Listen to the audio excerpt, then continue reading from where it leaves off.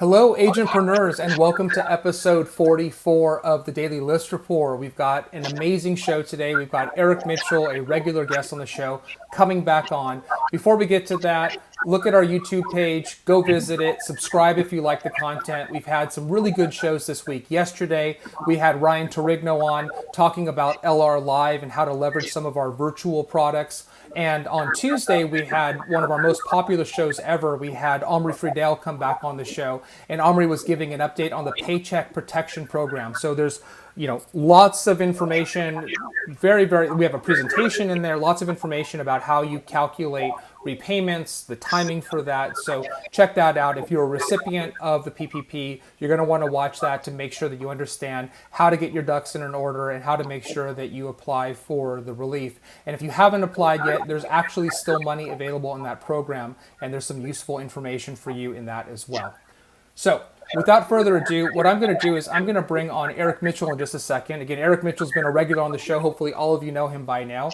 Eric Mitchell is an EVP at Gold Star Mortgage. He is America's most connected mortgage professional. What that means to me and to all of you right now is he talks to a lot of people. He knows a lot of people, so he knows his stuff, and he's going to give us his perspective today on what's happening right now in the mortgage market.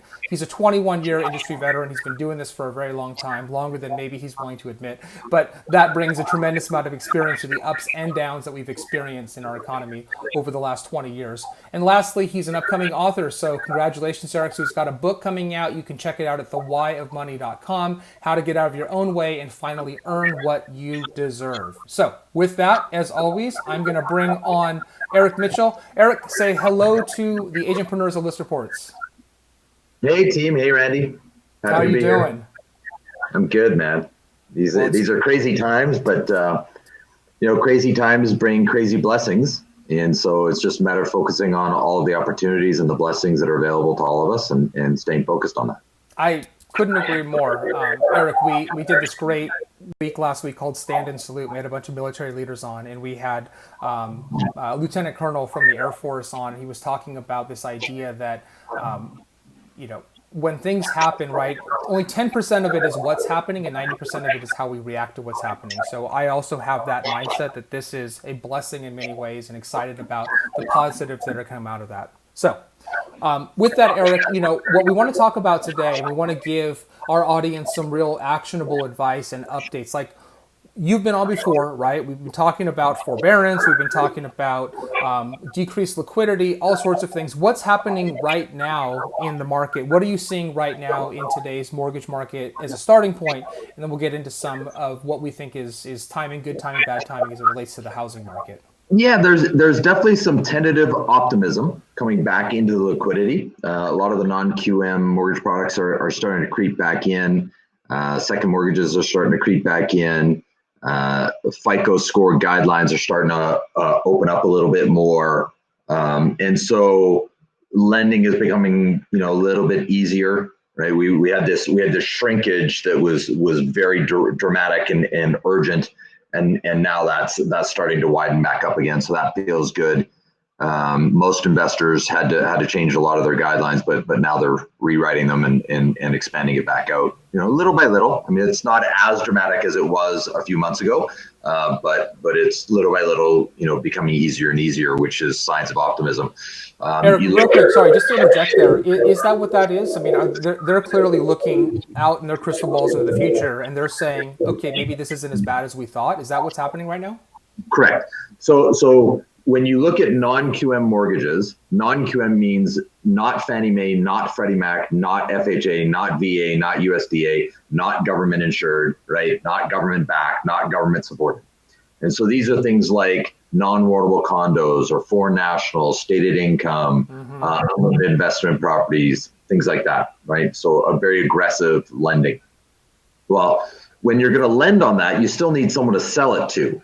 Right, you have to, if you're going to do a lot of these, right, you have to sell them somewhere, which means you have to go to the bond market. You have to sell them into a liquidity position, and so that means there's got to be buyers, pension funds, governments, et cetera, that are going to buy these massive amounts of mortgage-backed securities for non-QM scenarios. So the fear is, right, the economy is going to go down.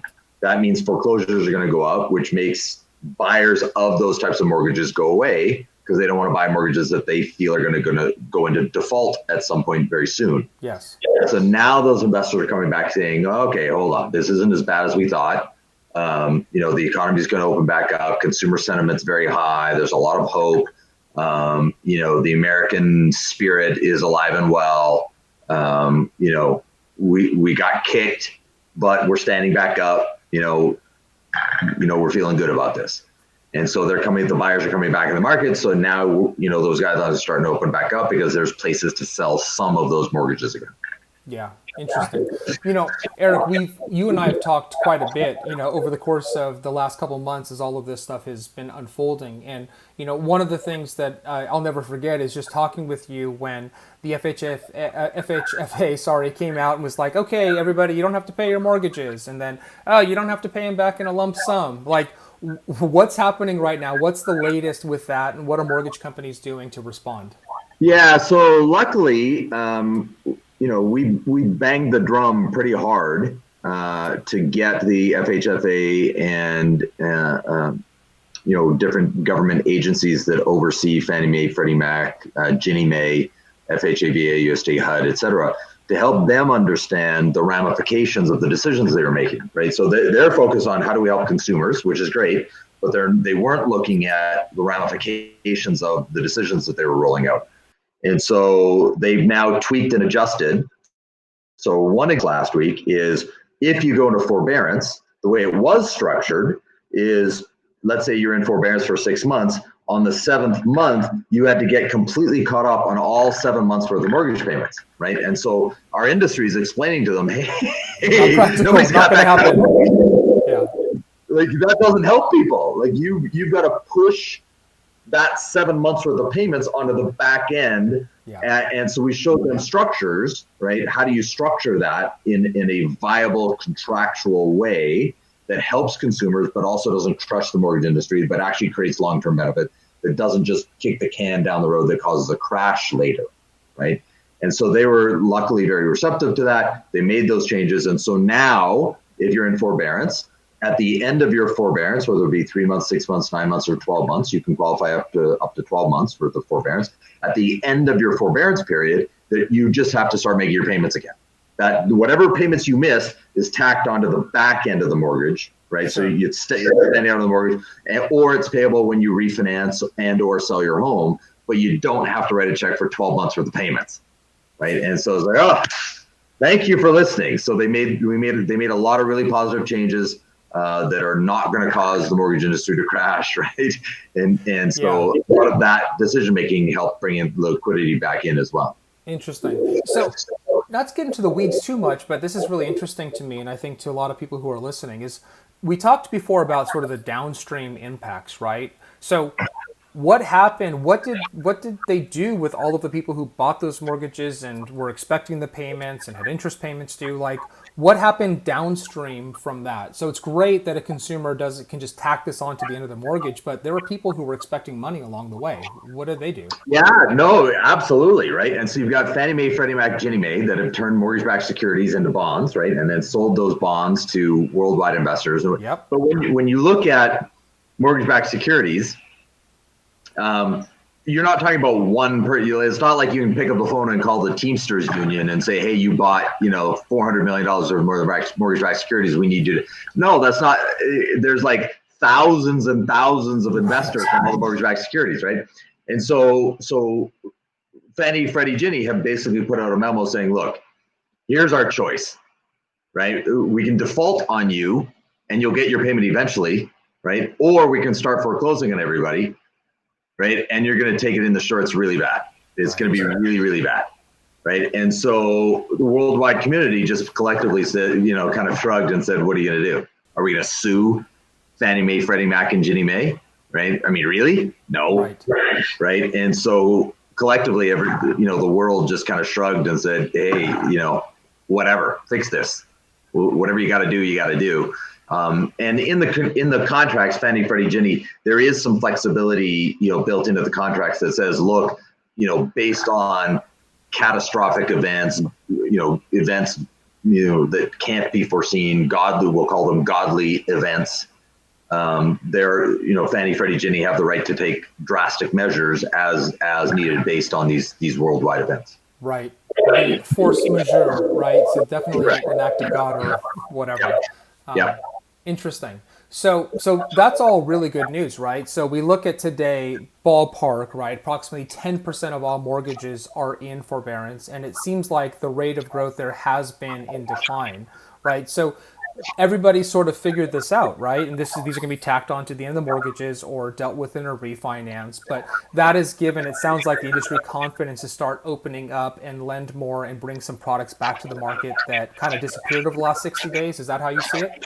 Yeah, I mean, well, so the most recent statistics coming out of the Mortgage Bankers Association that analyzes all this shows us actually we're at 8.6% nationally of mortgages are in forbearance. Okay. Of the 8.6% that are in forbearance, 40% of that 8.6% are actually still making their payments.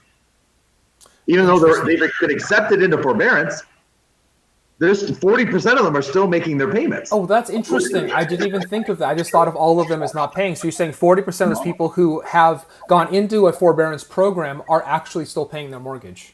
Yeah. So the effective rate is actually much lower than the 8.5%. That's correct. And so, when you look at that and you just understand the American spirit, the human spirit, the market has come back and said, look, this is not that bad. Now I don't mean to take away from the unemployment numbers. Of course. I don't mean to take away from the small business owners. And I mean, there are significant pain points still in the marketplace. I'm not taking away from that. And those pain points, in my opinion, are very hyper local, right? You look at cities like Las Vegas, Reno, casinos being shut down. You're talking about economies that are in a lot more pain, right? Then you look at cities like Houston, Texas, right, shutting down oil and gas. You look at Orlando, Florida, shutting down Disney World. Yeah. You look at Los Angeles, where I am. They've shut down the TV and film industry. Yep. Right. You can't shoot TV or film because social distancing. There's no projects of any kind being shot. And so you take a city like Los Angeles and you shut down the number one employer industry, TV and film. I mean, there's pain, right? So I'm not saying there's no pain. There's pain. What I'm saying is the mortgage industry, the lending industry is looking at statistics and coming back in with more liquidity, saying we're going to get through this. Right, there is pain, but we're going to get through this. Yeah. And as you look at, this is an election year, right? So that makes a big difference. As you look at coming into the end of this year and some of these programs, extended unemployment benefits, stimulus checks, things like that, starting to run their course here, do you expect that we're going to see more of that the government's going to continue to prop up the economy until we see sort of light at the end of the tunnel? Yeah, I mean, there's no choice. I mean, the government's going to spend whatever it needs to spend all the way to the election. I mean, when you look at any election cycle, right, there's typically no more than three categories that are driving votes, right? Depending on the economy, it might be jobs, it might be healthcare, it might be, pro-life, pro-choice. It might be, there's typically no more than three categories in any federal election that are driving the votes. Well, this one, it's two, right? It's healthcare and jobs. Yep. Plain and simple. That's it. Yep. That's the driving force here. And I'm not saying there aren't other issues that we need to focus on. There are, but when you look at votes, that's going to be the driving force. And so the government's going to do whatever it has to do to get reelected, to try and get reelected. And so they're going to spend whatever they need to spend to ensure that. I estimate at least another $3 trillion between now and the election. Yeah, these numbers, right? They're so massive, and now they feel kind of normal, sadly.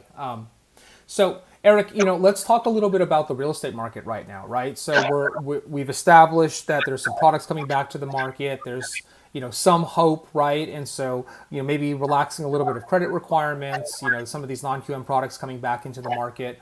What are you telling your agents right now? What is your message right now to the agents that you talk to every day in terms of how they should be advising their buyers and their sellers? Yeah, so certainly from a buyer standpoint, there are buyers, right? We're a national mortgage company. We've got, thousands and thousands of pre-approval packages out on the street. There's just not enough inventory. And so you've got a lot of pent up sellers that are sitting on the sidelines right now that are waiting, right? And there's lots of reasons for them to want to wait. That maybe they don't want strangers walking through their house, right? That might be it because of health concerns. Maybe they're trying to time the market and they think that it'll be better to sell, a few months from now. Whatever the reasons are, right? And so I look at it and say, if I'm a realtor, I'm going to go after my database. I'm going to go after people that I know that are thinking about selling their home this year. I don't want to convince somebody to sell their house that doesn't want to sell their house. That's not what I'm talking about. I'm talking about somebody who wants to sell their house this year, but they're on the sidelines because of, I'll call it analysis paralysis, right? They're overthinking this. And I want to show them the statistics in the local multiple listing service. I'm going to pull up, look, here's how many transactions are happening in the last week, the last 2 weeks, the last month. Here's how many transactions, right? And here's the inventory. Right? There's right now, because home prices are all based on supply and demand. I don't care what market you're in. I don't care what city you're in. It doesn't matter. Right? It's the supply and the demand of that market, whatever that is. So as a realtor, go to the multiple listing service right now, look at how many transactions closed in the last week and the last month, and then look at the current inventory. How many listings are there? There's not. That's what I'm going to tell you. There's not enough. Yes. And so if I'm a home seller, I want to sell my house right now because I don't have competition to sell. I'm going to have multiple offers the moment my home hits the market. As long as I price it properly, right, I'm going to have multiple offers to sell that home right now, today, this moment. And if I wait for when everything reopens and everybody's back to normal, there's going to be more inventory coming in and I'm going to have more competition. Right? And so if you understand supply and demand, right now there's demand with not enough supply. Therefore, sell. Right? And that doesn't mean don't buy, right? Buying a home, right? And we talk about this all the time. When you buy a primary residence, it's about school district and family and nesting, and it's not so much about the investment. It's about, can I afford the payment? Is this the school district I want for my kids? Is this where I want to raise my family? Is it it's a whole different conversation about buying a home. I like, Eric, that's a good reminder. I actually really like your perspective on that, right? On sort of the internal calculus of making a decision to buy, right? And that it is really a combination of all of these things, and it's the home that I'm going to live in, right? And it's an asset that I could have for many, many years. And so you don't have to be as precise about that. So, anyways, I just like your perspective on that. Yeah, buying a primary residence, I mean, even if you read the book Rich Dad, Poor Dad by Robert Kiyosaki, right? And he even talks about it in the book in a very easy to understand manner, that buying a primary residence is not an asset, it's a liability. It doesn't pay you anything. That's right. And so if you look at it and say, look, I want a house, I want to raise my kids, I want a backyard, I want a dog, I want the right school district, I want, great. That's the American dream, and you should have all of that. Yes. But it's not about timing the market, right? Like that's not what that is. I mean, you can, but that's not the priority. And so buy a house if you want to buy a house, great. Long term, we all know the property is going to go up in value. Long term, doesn't matter. So trying to time the market to buy a house is not, I mean, if you're going to buy investment properties, that's a different discussion.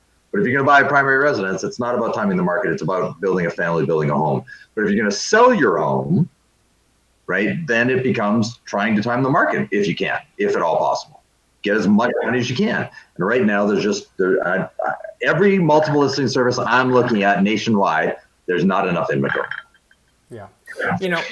It's interesting, Eric, right? Because a lot of the agents that I talk to, or many of the agents that I've had on this show, they understand that, right? And when I talk to them, they're busy, right? I mean, they're getting listings, they're selling homes. Like it's not as if nothing happened, but they are incredibly busy. And so it must be the case that there's a lot of agents out there who really just haven't embraced this idea. They just don't understand that they should be like the fundamentals of this, and that they should be going to their prospective sellers and telling them exactly this message, saying, look, inventory is low right now. Now is the time to sell. And so I don't know if it's a confidence thing or an understanding thing, but that's the message, right? Like there should be more inventory right now because there are clearly more sellers who are waiting on the sidelines, and they're not being advised right now by their agents that now is the time to go. Prices are good. You know, interest rates are super low, right? Inventory is low, like sell. Yeah, I think a lot of it too with realtors is they don't know specifically what to say. They don't specifically know how to present it. And so there becomes a lack of confidence, because of what they perceive to be the unknown, instead of just logging into your MLS and pulling the data and seeing it for yourself. Yeah. And I'm fascinated how many realtors don't just log into their MLS. I mean, you're a realtor, you're paying a fee, log in. Right, the data's all right there. The data's right there. Your local realtor board, your local MLS is giving you the data. Why aren't you pulling the data and showing it to your home sellers? That's all it is, really. I'm not. It's one of those. And I kind of address it in my book, the Why of Money. But it's the old adage about some people say knowledge is power, and I disagree. I adamantly disagree. Knowledge has nothing to do with power. And so the example I give is, did you know that there's two things that you can do to lose weight? But it's top secret. Nobody knows about it. But there's two things you can do to lose weight. And so the two very secret things are if you eat less and exercise more. So if you eat less and exercise, but it must be top secret. Yes. Because 2/3 of our nation is dramatically overweight or obese. Right. Right. So it has to be. So knowledge, when people say knowledge is power, no. Knowledge is not power. Knowledge is out there. Google. There's plenty of action. The question is, what are you going to do about it? What's your ability to take action on that? So true. Eric, it's so true, right? And I can't tell you how many times I've had this conversation last week, right? Extreme ownership. We were lucky enough to have Jocko Willink himself come on. I got a chance with Wasal to interview him, right? And it's like, brilliant guy, right? And it was amazing talking to him. But he's like, it's the things that you have to your point, right? Eat less, exercise more. That, and yet look where we are, right? It's all about action. Get up and make it happen. You've got to do it. It's all about that, and that's intimately tied to mindset and a whole bunch of other things, right? But I couldn't agree with you more.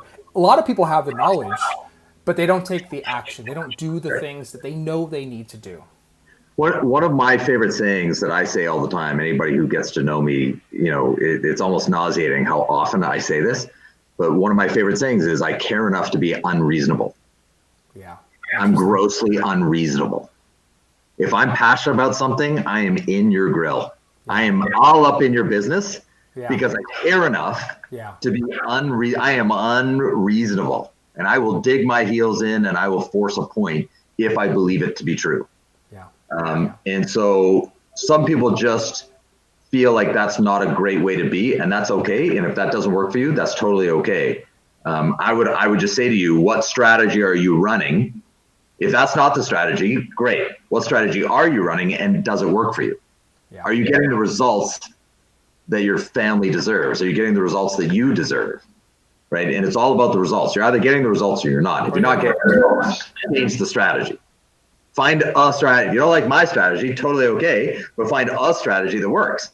Yes. Don't hang on to strategies that don't work. And so are there a lot of realtors that they're out in the marketplace saying, oh, there's no transactions, there's no buyers, there's no sellers, it's a dead market? No, it's not. Log in your MLS. It's not a dead market. Yes. Not at all. It's active. Yeah. There's just right now there's a shortage of inventory in most markets. And so okay, if I look at that, if I'm a realtor, that's an amazing opportunity to go get inventory. Mm-hmm. Right? Absolutely. That's exciting to me. Absolutely. And so it's just doing it. Eric, this is a great chat. Did I miss anything that you want to talk about? I mean, we covered a lot of ground here, and I think this is really tremendous advice for our audience. No, just know that the stock market and the bond market are very optimistic right now. If you look at stocks, you look at what's going on.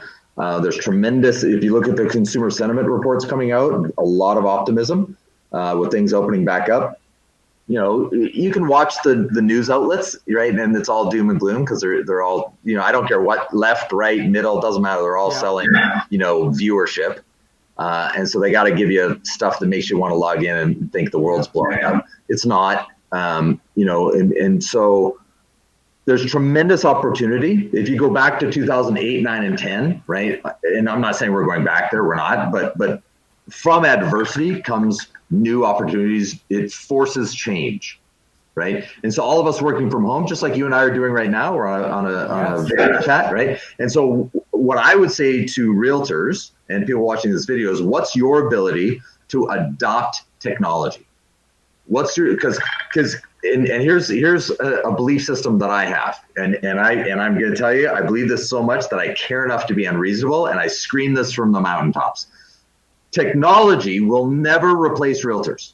Okay. However, there's a caveat to that. Realtors who do adopt technology at a very high level will replace realtors that don't. There are realtors that are going to survive this, and there's realtors that won't. It's not whether or not we need realtors. We do. Yes. However, it's going to be the realtors that adopt technology that are going to thrive during this. And the question then becomes, if you're watching this video, are you one of the realtors that's going to adopt technology? It's so well said, Eric. You make that point very well, and your passion around it comes through. Your unreasonableness comes through. I appreciate your unreasonableness, and I hope that really helps drive that message home. Eric, as always, thank you for doing this. Thank you for taking time to share your insights and your knowledge. It's always a pleasure, and I love hearing your perspective on what's happening. But there's a little bit of hope out there, and that's nice to be able to have this episode and this chat with you, talking about some of the positive stuff that we're seeing happening in the market right now. Anytime, Randy. Happy to be here. Thank you so much, Eric. All right. Well, with that, we are going to wrap today's show. Amazing stuff. Really grateful for Eric taking the time to do that. All of his information is here in this presentation. Reach out to him. He's just a tremendous guy to talk to. Make sure you tune in tomorrow. Tomorrow, Wasal is going to be back with me, and we're going to do a really cool recap of last week, Extreme Ownership. We're going to have some great clips from throughout the week to share with you and really condense all of that learning down into one tight little episode for all of you. So until then, be safe, be healthy, be happy, and take this advice. Listen to Eric's message. Realtors are not going to be replaced, but those who don't adopt technology will be replaced. That's an important message. So make sure that you're doing what you need to do to adopt these new tools and new technologies so that you can take advantage of, frankly, a lot of the great stuff that's coming out of this challenging time. So until then, we'll see you tomorrow. Thank you.